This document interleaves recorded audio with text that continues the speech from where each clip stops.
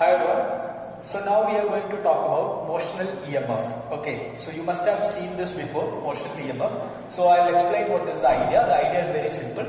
Suppose if we are moving a conductor in a magnetic field which is perpendicular to that, then the maximum EMF that we will get, that is equal to motional EMF. So motional EMF.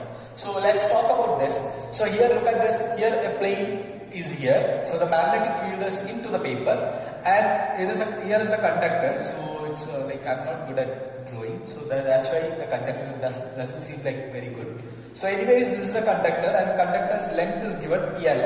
Conductor's length L, and which is like, suppose if the conductor is moving in this direction with the velocity v, so we have to use which rule? Fleming's right hand rule. So look at this. Here I'm going to FBI. So instead of force, here velocity. So the velocity is in this direction. IFB. Magnetic field is into the paper, and in which direction current will come? Look at this.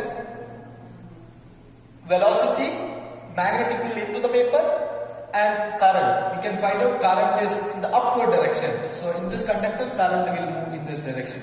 Okay, so the current will be in this direction. Alright, so how we can find out? So we know that EMF is equal to d phi by dt, and here phi is equal to d into A. And next thing is, look at this, how much area it will sweep. How much area it will sweep.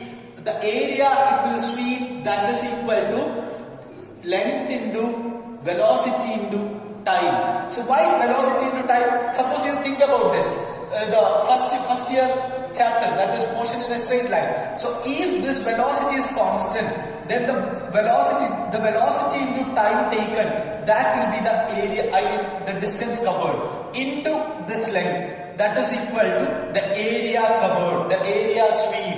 Okay, so that is what is area. So area is equal to L into V into T. Substitute here, then you will get B into L into V. So B is the magnetic field strength, L is the length, and V is the velocity. And again, how much? Let's discuss some more things about this. First one, induced current. How much will be the induced current? I is equal to E by R. Voltage or EMF divided by resistance. That is what is induced current. How much is that? B into L into V divided by R. So next is magnetic force. How do you find out magnetic force? Fm is equal to B into I into L. So you can substitute from here BLV divided by R into B into L. That is equal to B square L square V divided by R. This is very, very important. We need this equation. Alright. Okay. Again, power dissipated. How do you find out power dissipated? Which is force into velocity.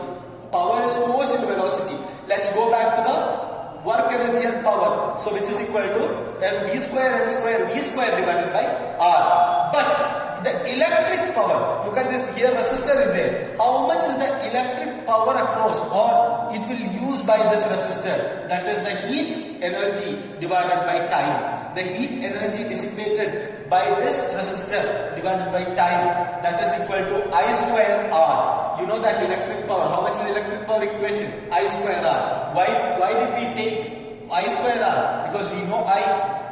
So I square R is equal to B square L square V square divided by R. So these two powers are equal only. It's logical, right? So how much power it uses?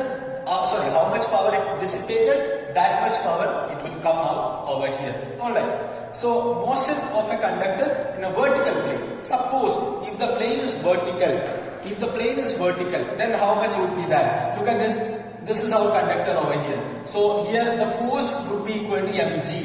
Okay, so here how much is the force acting over there? That force is equal to mg. So I can say that this force is equal to mg. You can substitute over here. So the velocity will be equal to mgr divided by b square L square. Very important formula. Mgr divided by b square into L square. Next is motional EMF due to rotation. Suppose there is a circle over here, and there is a resistance. This is the conductor, and this is rotating with angular velocity omega. Okay, angular velocity or angular frequency is equal to omega. How much is omega? 2 pi into f or 2 pi into mu. Okay, So then how much is the value? Half into b square, half into b omega L square. EMF is equal to half into b omega L square. Since this is L, in many cases I have seen that they will take it as R, the radius R. So you can also use R. If they use diameter, then also you can substitute for diameter. Alright, so this is equal to half b omega L square. One important point you have to note, this is very important, that is, it does not depend on the n, the number of turns. The number of turns, it does not depend on number of turns. So you are not supposed to take capital N over here. Okay, in this case we do not need capital N. So it is proportional to n raised to 0. E net is proportional to n to the power 0. And also next is periodic EMF. And we have got E net here. I mean EMF we have got. So we can find out all these cases in the case of rotation. I'm not going to discuss that. Okay, you can logically apply all these cases. Since we have the EMF, you can apply anything, right? So periodic EMF or periodic EMI. So suppose there is a uniform magnetic field over here and there is a conductor here and the conductor is rotating. So that is how much will be the EMF it produces. So that is equal to NBA omega 0. N number of turns N, B magnetic field, A area into omega, that is angular frequency, angular velocity. So current will be NBA omega divided by R. So this idea we will use in the case of generators. Okay, keep in your mind. Okay, so that we will discuss later. So this is what is motional EMF and the related physical quantities, and you can just go through one by one, and if you got any doubts you ask me. Alright.